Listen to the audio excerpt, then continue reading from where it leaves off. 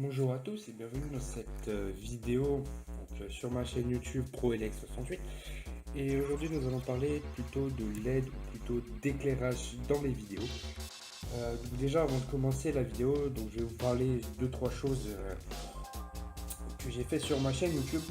Donc j'ai déjà changé le nom, donc ce sera plus Cédric68 et la science, ce sera ProElec68.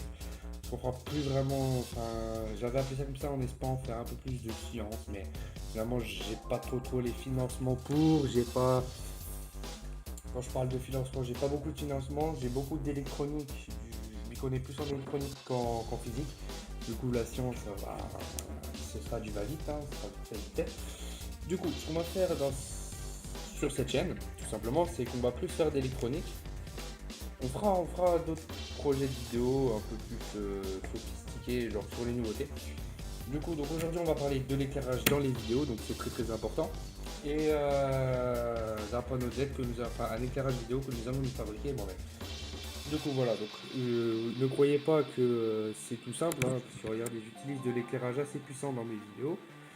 Donc nous allons bien voir ce que ça vaut.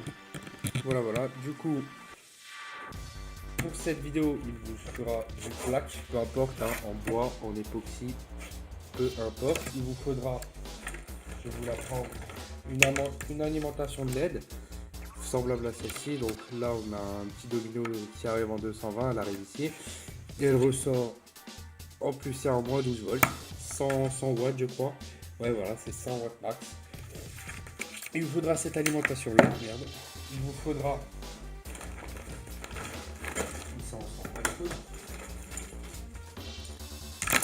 de la LED, principalement ce type de LED là. Donc ça c'est le type de LED que j'utilise pour les vidéos.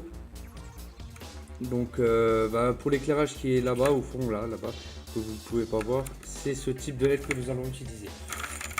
On va mettre tout ça de côté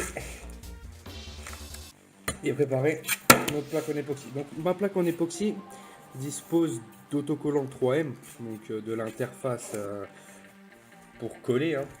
Du coup ça va être déjà bien plus pratique. Et voilà.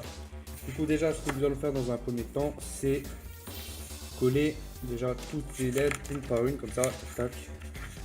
Les coller côte à côte comme ça. Les fils, on va pas les rétrécir, on va les mettre de côté. Tous les LED, toutes les LED. Voilà, donc on se retrouve juste après avoir fait ça. Ciao tout le monde, à tout à l'heure.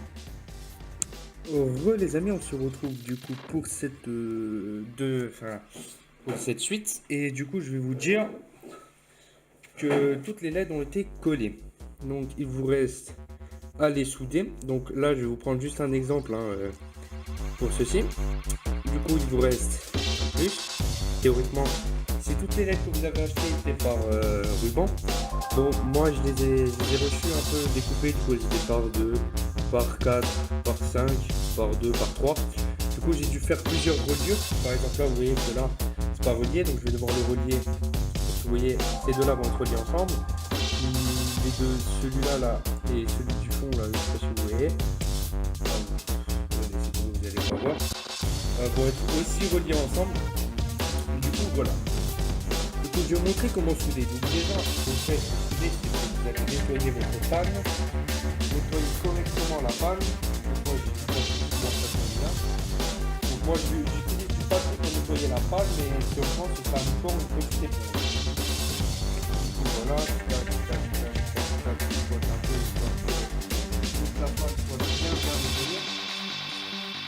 théoriquement, quand la panne est bien nettoyée, elle est un peu. Bon, mon fer est un peu usé. Je sais pas si vous voyez bien. Elle est censée briller. Du coup, alors pour souder, qu'est-ce qu'il faut? Il faut de l'étain, donc un fil d'étain comme celui-ci, et un fer à souder. Vous allez mettre votre fer à souder ici là, et faire chauffer en bas. Une fois que ceci sera chauffé en bas, vous mettez un tout petit peu d'étain en bas aussi, qui va faire par capillarité être absorbé par le fil. Une fois que ceci est absorbé par le fil, vous voyez, une soudure, on va dire une connexion est faite. Vous faites la deuxième. Vous faites toujours chauffer en bas une fois que la capillarité a commencé. Parce que ça chauffe par par... en fait, une fois que l'étain a commencé à être aspiré par le fil va chauffer et puis ensuite vous aurez plus qu'à mettre l'étain dessus et puis hop, ça va vous donner de belles soudures. Attendez, je vais vous montrer de plus près. Voilà, donc là vous voyez les soudures. Bon, on ne croirait pas qu'elles sont si propres, mais elles sont assez propres, mais c'est juste le fil en fait en torsadé qui donne un aspect un peu dégueulasse. Du coup voilà. Du coup on se retrouve là, pour le test final des LED. Hein. Attendez, je vous ai pas soudé l'alimentation. Non, je pense pas que ce soit la peine. Vous avez soudé. Du coup, je vais souder tout ce qui me reste à souder. Et bah, on se retrouve pour le test des LED final. Allez hop, à tous les amis. Et bon, tout le monde, on se retrouve pour une toute nouvelle vidéo. Je cadre un peu mieux. Voilà. Voilà.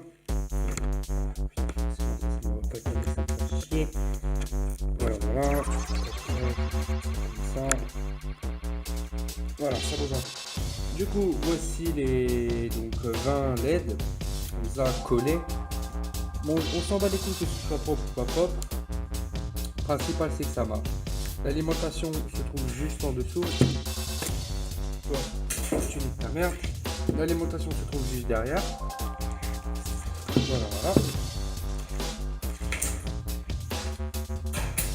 Voilà.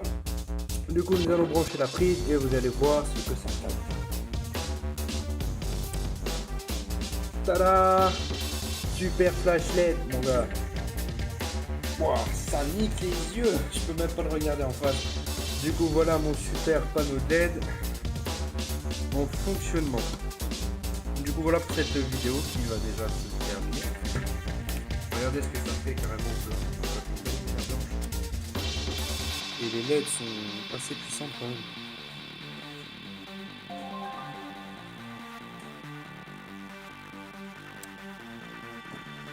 Regardez ce que ça donne sur les murs, sur les paires de murs de là-bas. Voilà, pour le petit test, les câbles du cochon là-bas. Regardez la différence. Là j'éclaire et là j'éclaire.